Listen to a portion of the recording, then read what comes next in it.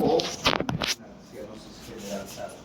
Y también en la gasometría es imposible identificar las manifestaciones gasométricas. Aquí están. Si nosotros recordamos, esto es un neumocito del tipo 2, aquí hay la bomba de sodio y potasio ATPasa, ustedes conocen, ¿os recuerdan? Elimina 3 sodios e introduce 2 potasios, mientras que este componente, que son los canales epiteliales de sodio, son precisamente los encargados de introducir el sodio del espacio aéreo de los alveolos hacia el neumocito tipo 2. Y de ahí es que en el intersticio pulmonar se junta con el cloro, lo cual arrastra el agua y estos van a ser eliminados a través de los vasos pulmonares y de los vasos linfáticos. Es un mecanismo que hasta hace mucho no se conocía del todo, pero que ya se ha determinado una gran importancia de estos canales epiteliales de sodio. Ojo, canales epiteliales de sodio, ¿sí? Si bien hace mucho tiempo se indicaba y como un factor de riesgo era el nacimiento por cesárea en estos niños cercanos al término, ¿ya? ¿Qué es lo que sucedía o lo que pretendíamos explicar de por qué se presentaba con mayor frecuencia en los recién nacidos de término o cercanos al término? Cercanos al término son aquellos que tienen 35, 36, 37. Los prematuros tardíos, como llaman, no se le ponen los nombres y nos complicamos la vida. Pero bueno, entonces, al salir por el canal del parto se producía una compresión antero-posterior del tórax, y obviamente, si recordamos el parénquima pulmonar, es comprimido y eso hacía de que el líquido podría ser eliminado por las vías aéreas, y por eso los pacientes que nacían por vía vaginal no tenían con menos frecuencia taquipnea transitoria del recién nacido. Al nacer por cesárea se omite este paso y entonces no hay esa compresión torácica y se decía que los niños nacidos por cesárea tienen mayor riesgo de taquipnea transitoria del recién nacido, pero ya se conoce ahora estos canales epiteliales de sodio, que son los que están en los neumocitos tipo 2 y que están inactivos en el momento del parto, y de ahí es que se presenta la taquipnea transitoria del recién nacido. Las manifestaciones clínicas son desde el momento del nacimiento o a partir del segundo o de las 2 horas de vida, con manifestaciones de dificultad respiratoria e incluso insuficiencia respiratoria. Ojo, esto es pregunta de examen. Hay que diferenciar 2 cosas importantes. Uno que se denomina la dificultad respiratoria y otro que se denomina la insuficiencia respiratoria. Alguna literatura podría considerar a estos como sinónimos. Dificultad e insuficiencia pareciera ser lo mismo. Sin embargo, ustedes a lo largo de los temas que van a llevar, hay esta clasificación de Silberman-Anderson de la dificultad respiratoria, que involucra 5 elementos objetivos. El aleteo nasal, el quejido, la retracción supraclavicular, la retracción intercostal y la disociación tóraco-abdominal, colocándoles una puntuación de 0, 1 y 2. Y mientras más se acerca a 10 puntos, como vamos a ver más adelante, es una dificultad respiratoria mayor. La insuficiencia ya traduce una imposibilidad de realizar el intercambio gaseoso a nivel alveolo capilar. Y por lo tanto esto se va a traducir en hipoxemia e hipercapnia y con cianosis a nivel clínico, ¿no? Entonces, no todo niño con dificultad respiratoria va a tener insuficiencia respiratoria, ¿cierto? ¿Por qué? Porque para que llegue a insuficiencia respiratoria, la dificultad tendrá que ser muy severa.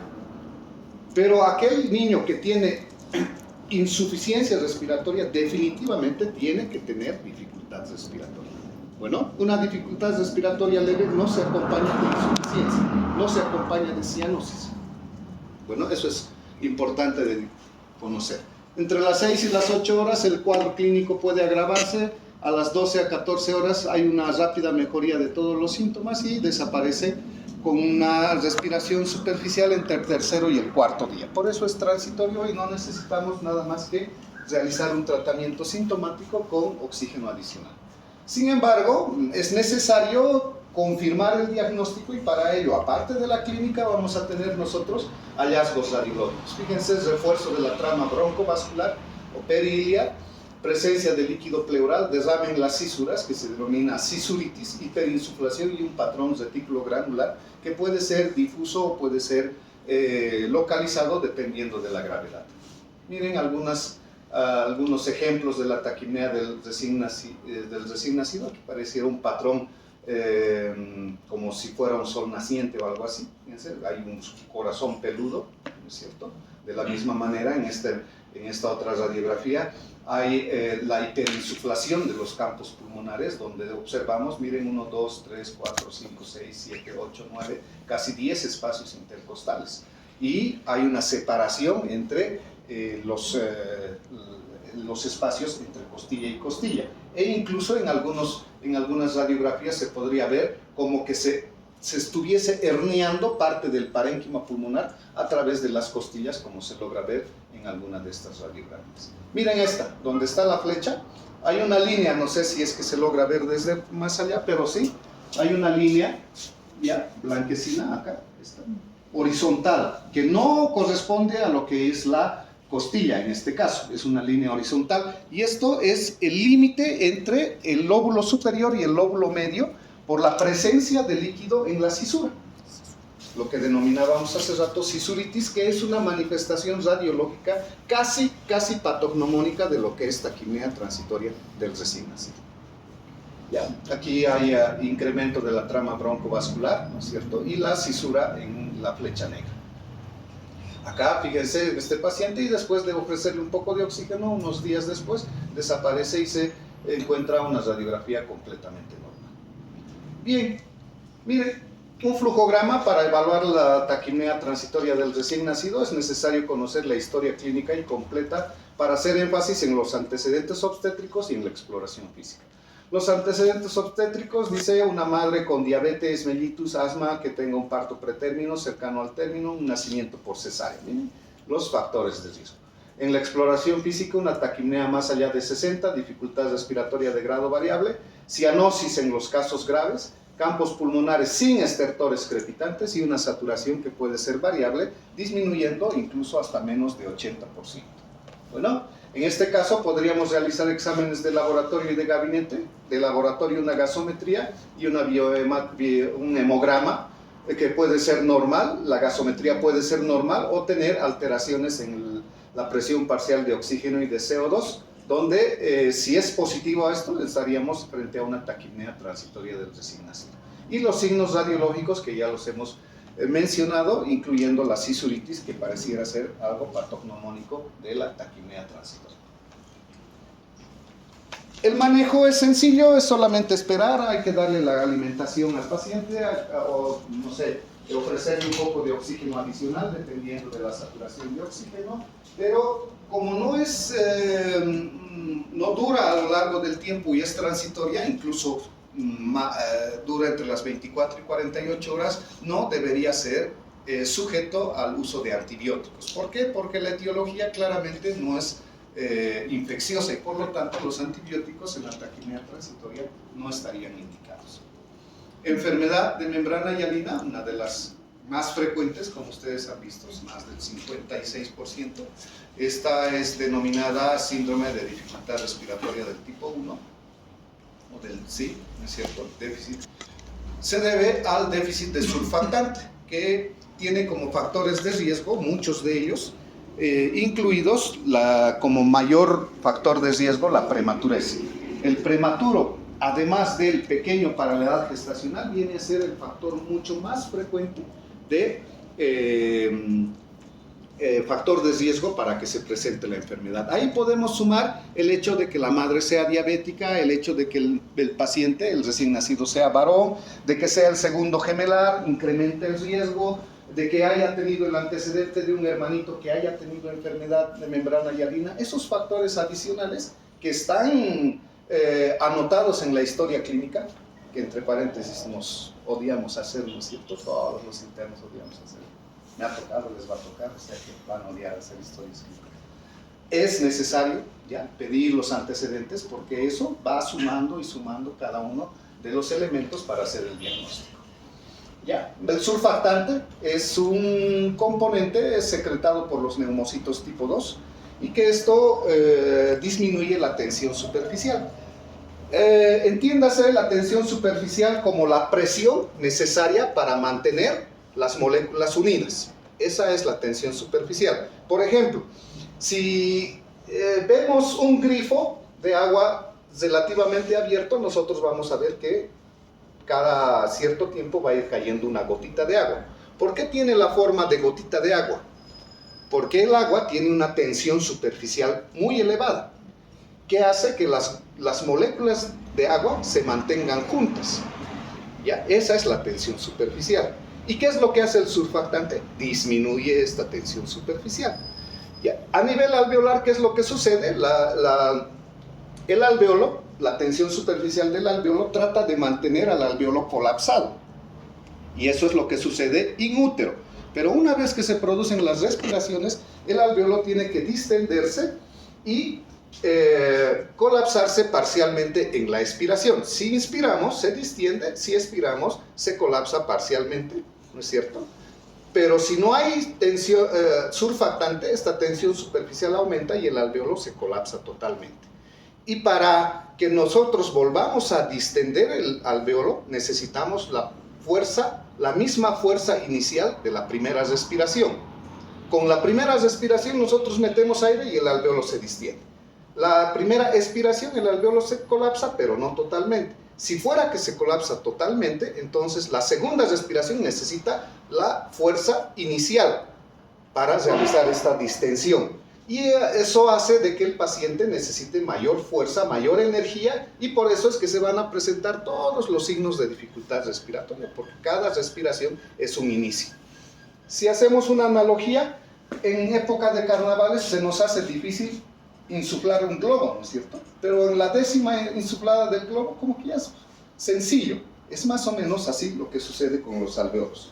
Bueno, entonces, facilita la expansión de los alveolos en la inspiración, mantiene o mejora la compliance pulmonar, que es mantener el alveolo no colapsado, pues disminuye la tensión superficial de la pared, evita el colapso total de los alveolos y mantiene el volumen residual efectivo, ¿cierto? Ahora, este surfactante es muy importante porque es el neumocito tipo 2 el que va a producir el surfactante, es el que produce el surfactante a partir de las 22 a 24 semanas. De las 24 a las 28 o 30 semanas tiene una vía metabólica de producción que es muy diferente a aquella vía metabólica de las 30 a las 36. En la primera vía, en los más prematuros, produce un surfactante en pequeña cantidad y en baja calidad. Por eso es que el prematuro extremo tiene más frecuentemente enfermedad de membrana hialina.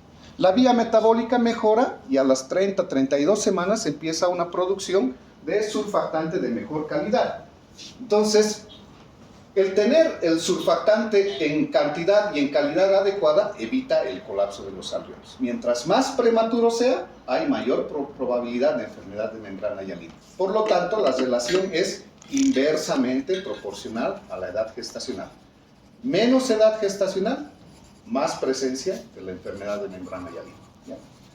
Los componentes, sí, las apoproteínas A, B, C, D, la fosfatidilcolina, el fosfatidilglicerol, el fosfatidilserina, no sé, un montón de cosas que, bueno, no son tan relevantes para el manejo inicial del paciente.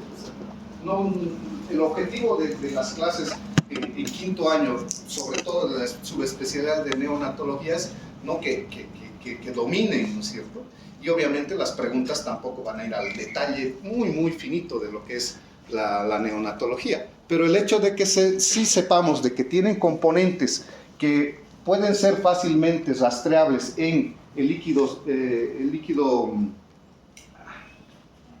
amniótico, gracias, para ver si está o no maduro los pulmones es posible. Si existe la fosfatidilcolina o si se identifica fosfatidilglicerol, ojo, ¿sí? Fosfatidilglicerol en líquido amniótico indica de que el pulmón de ese feto es maduro. Bueno, eso es importante. Ahí está lo que les había mencionado hace unos minutos, es la escala de Silverman-Anderson. Esto sí necesitan conocer, ¿ya? Si vamos por de arriba hacia abajo, primero el aleteo nasal, luego el quejido, la retracción cifoidea, el tiraje intercostal y la disociación tóraco-abdominal.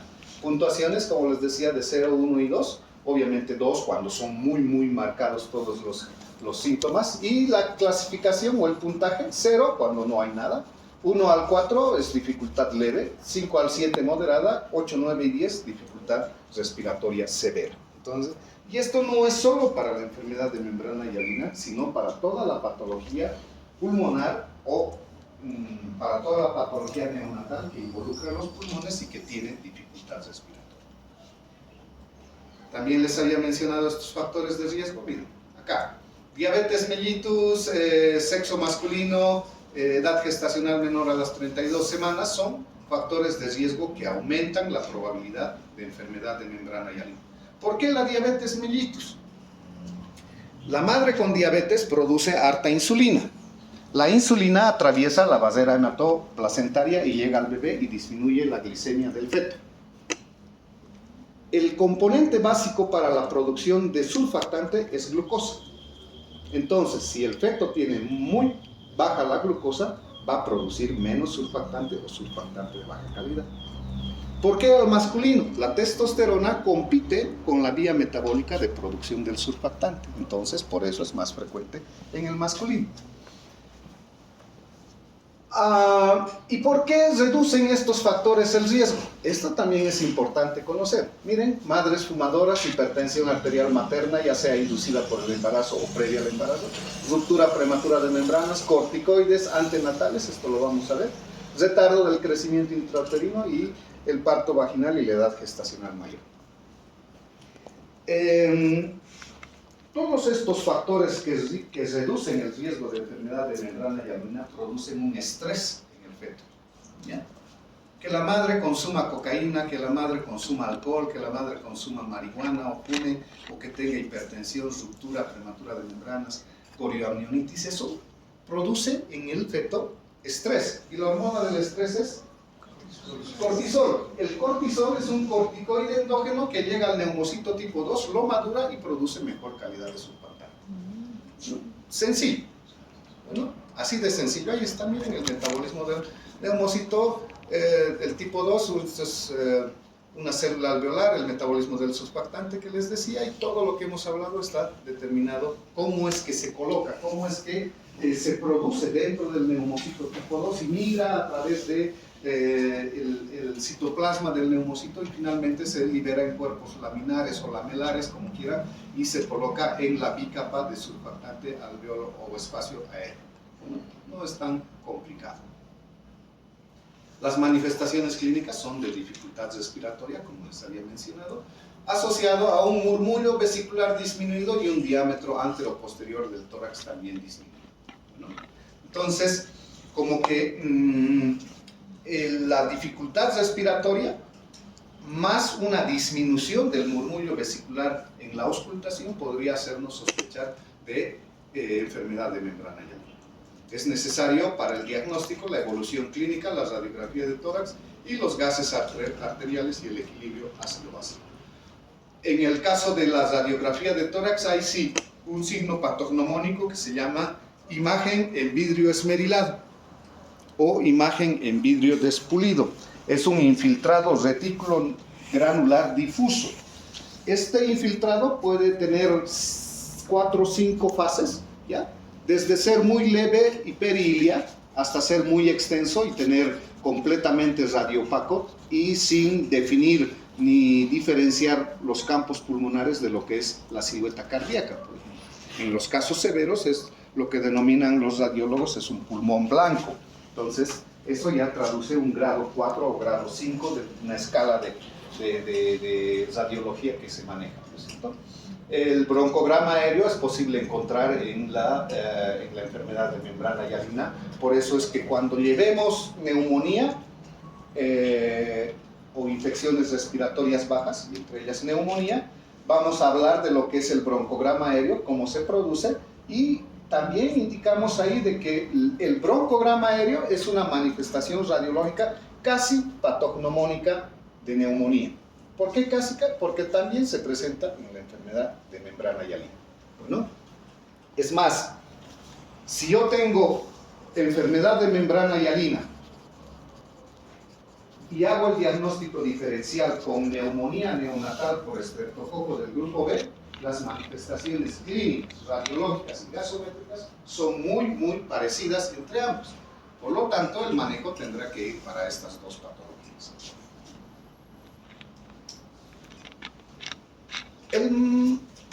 Creo que sí, a ver, no estoy... Sí, empezaremos por esto. Si la causa es un déficit de surfactante, el tratamiento específico es administración de surfactante. Y el surfactante, inicialmente se obtenía un surfactante natural, ¿ya?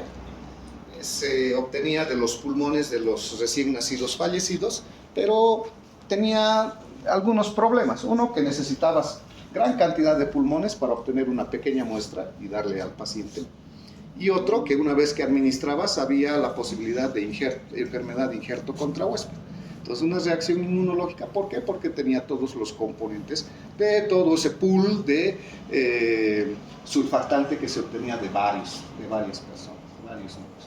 Luego viene el de forma semisintética y el sintético, ¿no? El sintético tiene estos componentes que los mencionamos, pero que no son relevantes para el conocimiento actual, ¿ya? Se puede utilizar de manera profiláctica o de rescate, tanto precoz como tardío. Profiláctica es fácil. Tengo un recién nacido masculino, 30 semanas, nacido por cesárea. No le han hecho maduración pulmonar, 30 semanas, 1050 gramos. ¿Creen que va a tener enfermedad de membrana hialina? Sí, entonces nace y a los 10-15 minutos hay que colocarle surfactante. ¿Por qué? Porque va a tener enfermedad de membrana hialina. Pero al otro lado tengo un recién nacido de 34 semanas, ¿ya?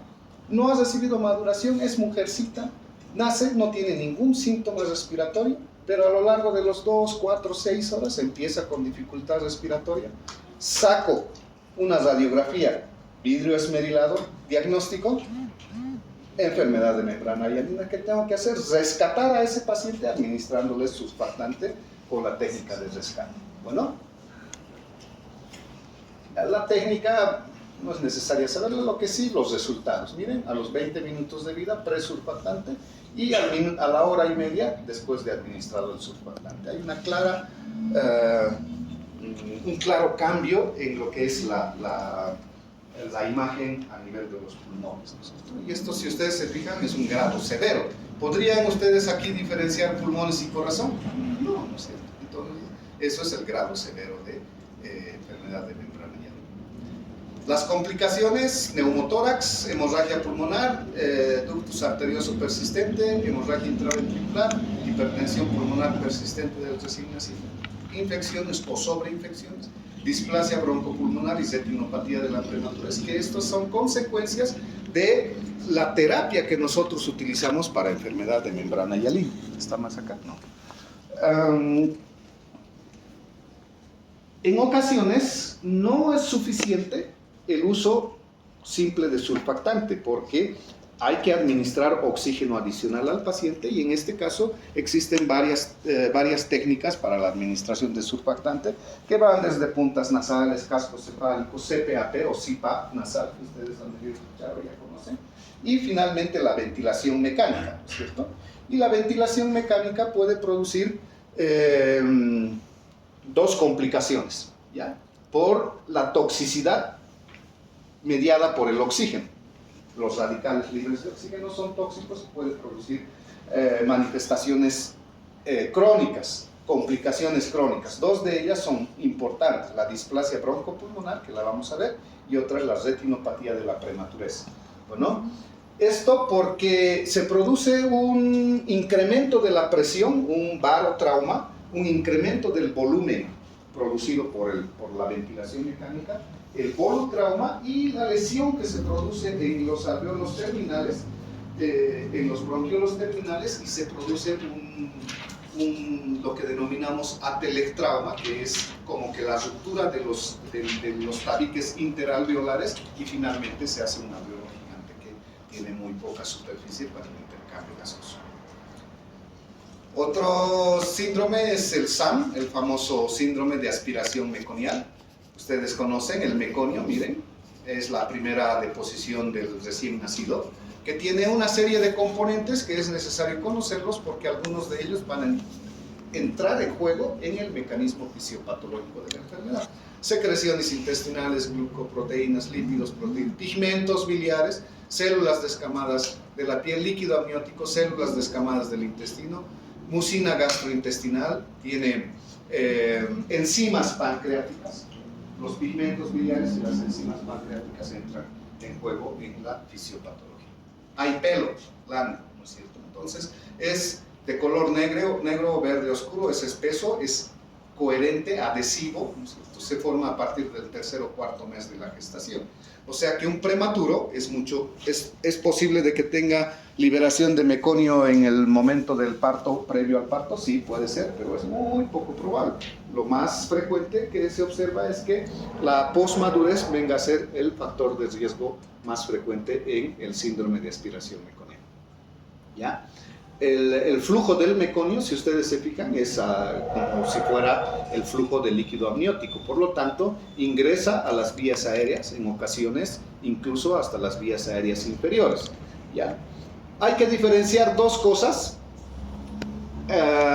Una de ellas es, creo que está aquí. Sí. Factores de riesgo para el síndrome de aspiración meconial: hipoxia aguda intraparto, hipoxia perinatal, frecuencia cardíaca fetal anormal, recién nacidos pequeños para la edad gestacional, aquellos que tienen retardo del crecimiento intrauterino. Y miren, suministro de sangre y oxígeno disminuido en el feto, enfermedades de la madre como diabetes e hipertensión, parto prolongado. Eso produce en la madre una alteración en su ventilación y eso va a producir hipoxia e incluso asfixia perinatal, y eso condiciona a la liberación del meconio a nivel intestinal y luego esa circulación del meconio por el líquido amniótico y la posibilidad de que se produzca la aspiración. En recién nacidos post término, el parto vaginal de nalgas, la puntuación de Apgar baja por la asfixia o la hipoxia. Recién nacidos pequeños para la edad gestacional, el retardo del crecimiento intrauterino y el sufrimiento fetal agudo o la asfixia perinatal que habíamos mencionado. ¿Bien? ¿Cómo sabemos que un retardo del crecimiento intrauterino es post-término? Sencillo, ¿ya? Dos cosas importantes. Uno, que el cabello es largo, más de 2 centímetros de longitud en el recién nacido post-término. Y las uñas también son largas en el recién nacido post-término. ¿Ya? ¿A qué va esto?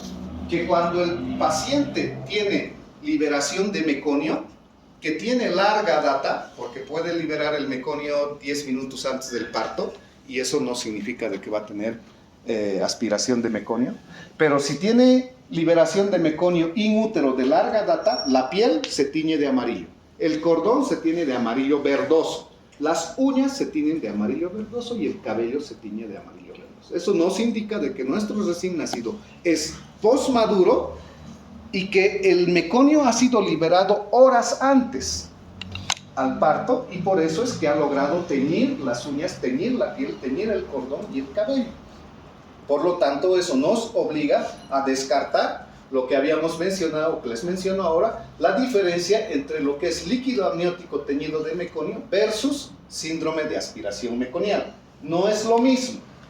¿Por qué? Porque el recién nacido en el cual se ha liberado el meconio minutos antes o 1 hora antes del parto efectivo, nosotros vamos a ver salir meconio, pero probablemente el líquido que está teñido de meconio probablemente no haya tenido el tiempo suficiente para que el paciente se haya aspirado.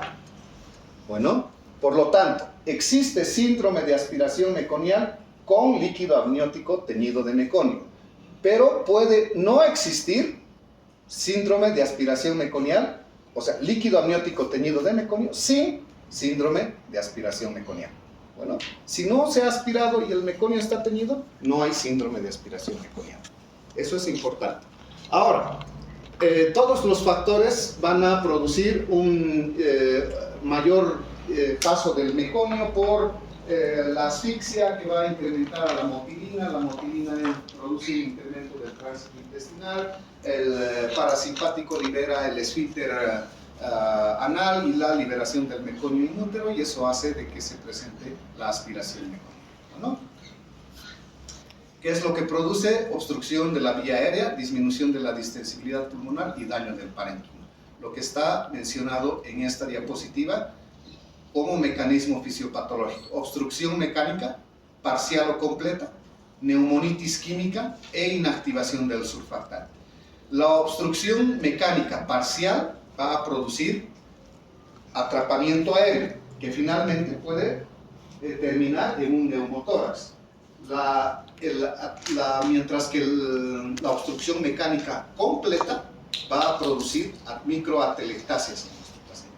La neumonitis química, por los componentes que tiene el meconio, ¿no es cierto? Ya los habíamos visto, que aparte de eso pueden activar el sistema inmune del tejido pulmonar, y por eso produce una neumonitis química. Y los pigmentos biliares y las enzimas pancreáticas son las encargadas de producir una inactivación del surfactante en los pacientes que tienen aspiración de meconio. Por lo tanto, el colapso de los alvéolos es posible aún teniendo este paciente una edad gestacional encima de los 40 o 41 semanas. Entonces, eso hay que diferenciar.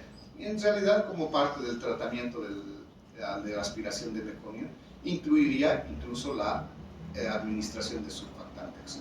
Esto es ya como que una explicación mucho más específica de esta fisiopatología que les he mencionado, donde está la obstrucción de las vías aéreas, el proceso inflamatorio y la inactivación del surfactante, todos terminando en una hipercapnia, una hipoxemia y una acidosis respiratoria.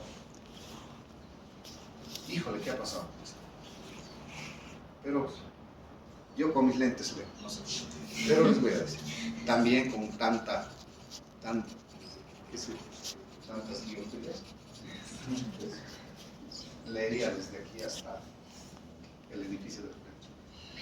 Clínica, los hallazgos generales, ya habíamos visto que están los signos de dificultad respiratoria. Obviamente, no podría yo hacer ni siquiera el diagnóstico diferencial de un neonato con dificultad respiratoria e incluir en ese diagnóstico diferencial al síndrome de aspiración meconial si no hay meconio, ¿no es cierto? O sea, no podría decir, tiene dificultad respiratoria, debe ser neumonía. ¿Y qué otros diagnósticos?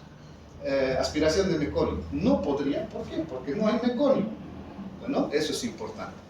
Los hallazgos pulmonares, taquipnea, hipercapnia, expiración prolongada, tórax en tonel o tórax abombado, ¿no es cierto? Si recuerdan, una parte de la fisiopatología decía obstrucción de la vía aérea, y cuando es total se empieza a retener el aire en la parte distal, y lo que produce el tórax en tonel.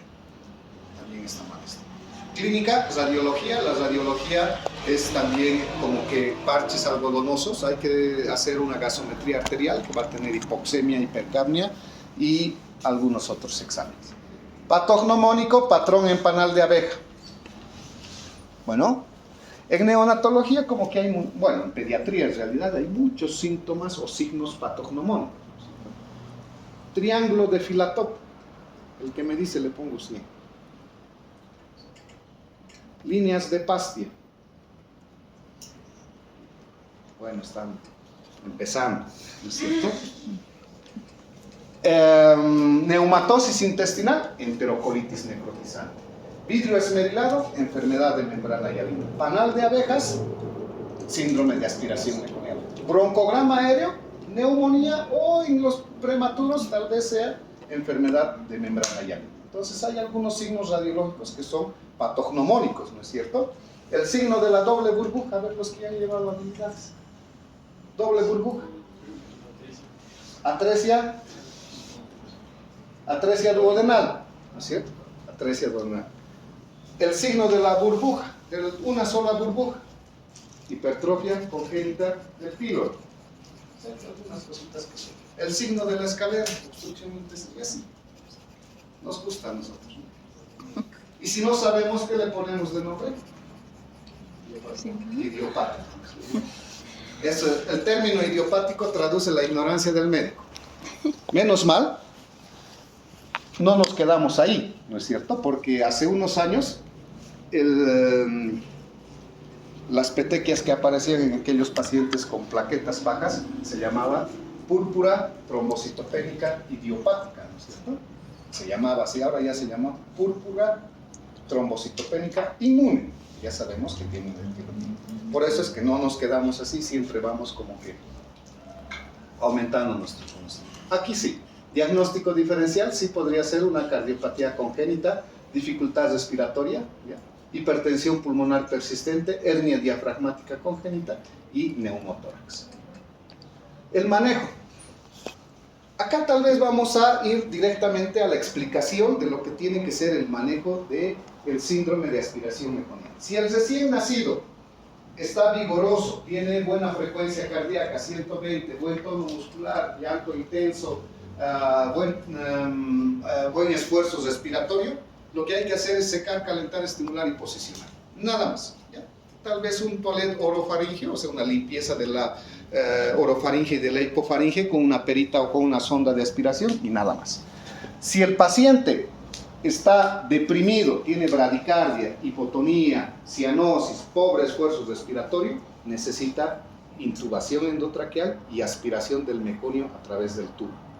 Esa es la diferencia del manejo antiguo al manejo actual, ¿ya? Eso tienen que tomarlo en cuenta porque va a ir como pregunta de examen. Todo lo que les mencioné. Complicaciones del SAM, neumonías y atelectasias, neumotórax, hemorragia pulmonar, hipertensión y por la ventilación mecánica, que en ocasiones es necesaria, la displasia broncopulmonar, como ya se les había mencionado. Precisamente es lo que vamos a concluir la clase con esta patología, la displasia broncopulmonar. Es una complicación crónica, es una complicación de la hiperoxia que nosotros administramos al paciente y que tiene un mecanismo fisiopatológico muy complejo e interesante que desde el 68 ya lo han empezado a determinar, precisamente con el nombre de displasia broncopulmonar, la clásica, que así se llama. Es una enfermedad pulmonar crónica de la prematuridad o enfermedad pulmonar crónica neonatal. Después del parto del prematuro a las 32 semanas, o sea, hay que hacer la edad corregida y a las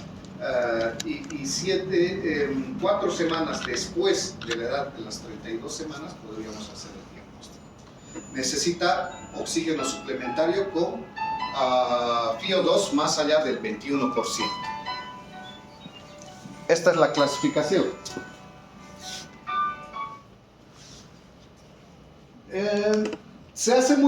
Pareciera muy complejo, ¿ya? En esta displasia leve, moderada y severa, quizás lo único que debemos saber es que la leve respira el aire ambiental, la moderada respira oxígeno menos del 30% y la severa más del 30%. Y pare de contar, porque después que hay que hacer la edad corregida a los 56 días y todo lo demás, no es para el médico general, sino para el neonatólogo.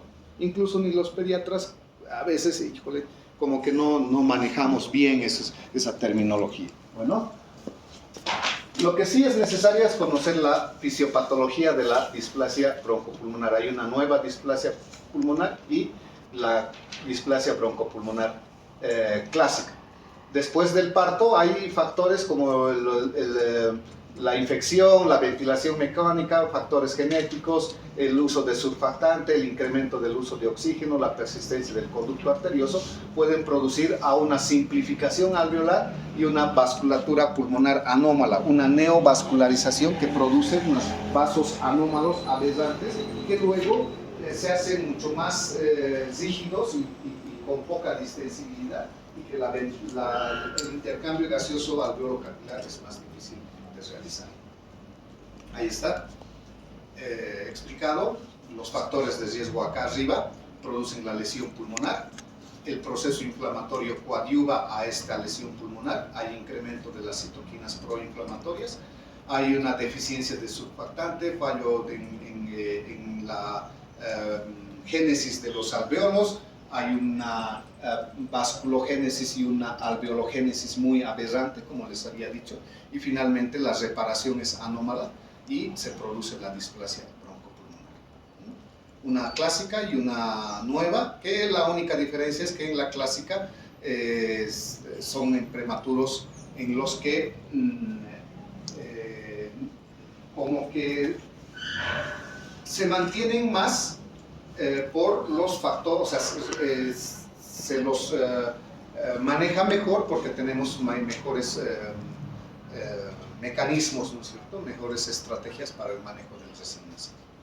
Ahí están las manifestaciones radiológicas. Miren cómo tiene de lesionado el parénquima pulmonar, en este caso, por la displasia broncopulmonar.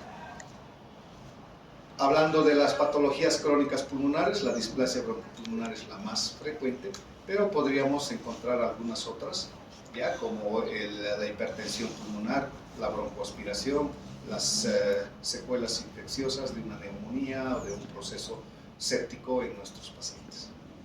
El manejo de inicio es prevención de la displasia, o sea, no darle oxígeno, venga lo que venga. Mientras más saturación tenga mi paciente, mejor, y así me quedo más tranquilo, no se va a morir de problema neurológico, pero sí va a tener complicaciones.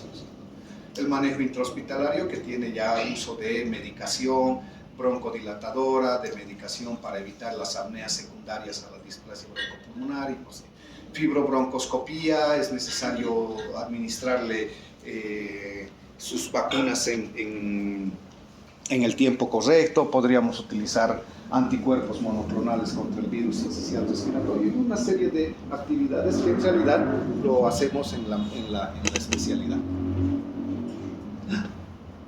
Justo 48 minutos, 3 minutos nos hemos pasado. ¿Preguntas? ¿Dudas o algo que quieran saber? Doctor, en la transitoria, ¿cómo es que funcionaban las bombas de sodio para lograr, para que se produzca la enfermedad? Porque normalmente el alveolo está lleno en la taquimia transitoria, ¿no es cierto? El alveolo está lleno de agua, ¿ya? Vamos a verlo de esa manera. Y lo que hay que hacer es sacar el contenido líquido de los alveolos hacia el intersticio pulmonar, ¿ya? Esto se logra porque en la parte del alveolo del neumocito tipo 2 se encuentran los canales epiteliales de sodio. Estos canales epiteliales de sodio introducen el sodio al neumocito tipo 2. El sodio es sacado del neumocito tipo 2 hacia el intersticio por la bomba de sodio-potasio ATPasa. Saca 3 sodios e introduce 2 potasios. El cloro atraviesa directamente las membranas y llega al intersticio y se junta con el sodio, cloruro de sodio. Y el cloruro de sodio arrastra el agua que por un mecanismo de difusión simple hace de que vaya de mayor concentración al de menor concentración para equilibrar la cantidad de sodio que existe acá. Entonces llega al intersticio. Una vez en el intersticio, entra dentro de los vasos venosos y de la vena entra la circulación. O entra a los linfáticos, de los linfáticos al conducto torácico, del conducto torácico a la vena cava inferior y hacia la circulación.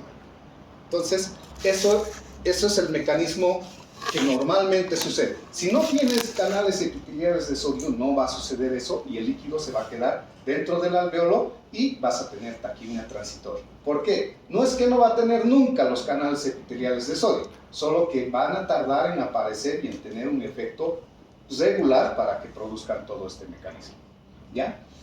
Y decían que el paciente con taquimia transitoria estaba en la incubadora y las más de las veces ni los ponen, o en la cuna radiante, ni les ponen pañal, ¿no es cierto? Entonces están ahí y decían, ha bajado su dificultad respiratoria y ha tenido diuresis. Entonces han hecho las investigaciones y concluyeron de que mejora cuando el paciente empieza a orinar. ¿Por qué? Porque el líquido en exceso va a pasar por todo ese mecanismo que ustedes saben, mayor volumen, se distiende la aurícula izquierda, el factor natriurético, no es cierto, y va a los conductos colectores y el riñón elimina líquido y que no sé qué. Entonces mejoraban los pacientes. Entonces le daremos diurético. Y se les daba diuréticos a los pacientes con taquimia transitoria del recién nacido y no mejoraron. Por lo tanto, el uso del diurético no está indicado en la taquimia transitoria del recién nacido. Ha habido muchos estudios que decían, sí puede resultar, hay que tener mucho más universo de estudios. No funciona. ¿Ya? En algunos lugares, si les dicen, le pondremos diurético.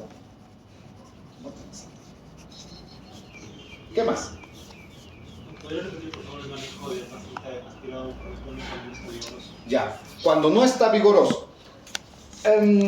Antes veíamos que estaba saliendo el recién nacido de un embarazo con meconio. Entonces salía la cabeza y antes de que se produzca el parto de hombros, porque sale la cabeza, luego el hombro que está más el anterior, después el posterior, por la maniobra que hacía, me acuerdo muy bien, ¿no? La última vez que atendí un parto ha sido el 2007, creo, porque no llegó el ginecólogo y tuve que atenderle, pero bueno, ya después. Pero siempre hay la posibilidad, ¿no es cierto? Entonces, ya.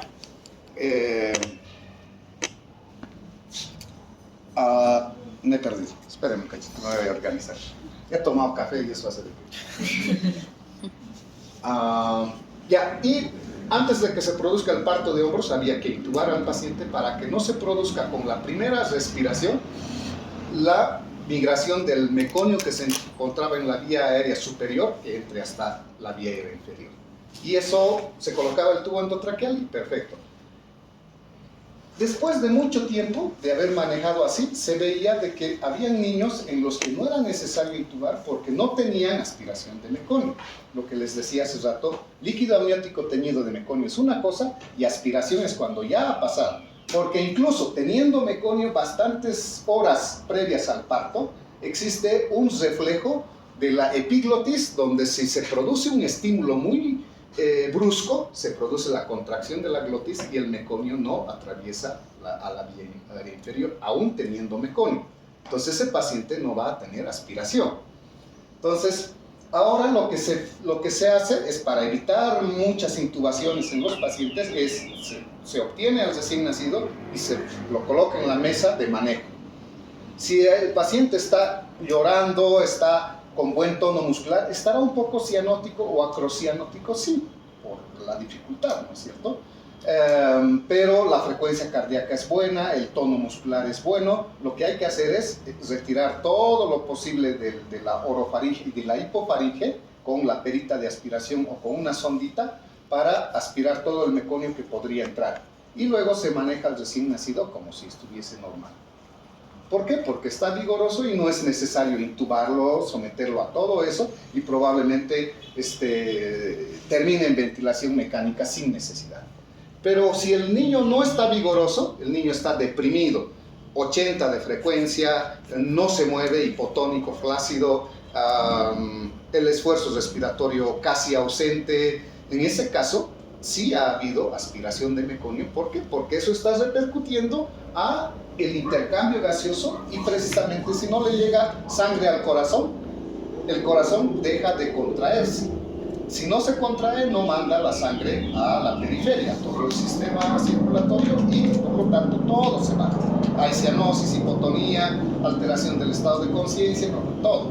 En ese caso sí hay que intubar al paciente y con una técnica especial se tiene que aspirar. Se intuba, se va aspirando y se va sacando el tubo endotraqueal. Se vuelve a intubar y se realiza el procedimiento hasta que obtengas, en tu criterio, la mayor cantidad de líquido meconial, o cuando todo lo que aspiras ya no tiene meconio o está más claro. Y se maneja ya a ese paciente en terapia intensiva neonatal. No lo puedes manejar en salas comunes o en salas generales porque hay posibilidad de que no hayas aspirado todo y que se vuelva a deprimir o necesite una administración de oxígeno a presión positiva. ¿Ya? Entonces, esa es la diferencia de manejo. ¿Qué más? Nos vemos no este martes, el siguiente martes. ¿Sí? No sé, ¿quiénes van a ser mis alumnos la siguiente semana? De pediatría. Qué vergüenza, no. Van a tener que preparar el seminario de ictericia neonatal. Ahí los voy a ver. Pero ahí es obligatorio, ¿no? Van a estar aquí. Bien. Y además les vamos a invitar sushi. A esa hora no se puede, ¿sí? Porque el pescado sigue vivo en el sushi a esa hora. Vámonos, jóvenes, un gusto, gracias por todo.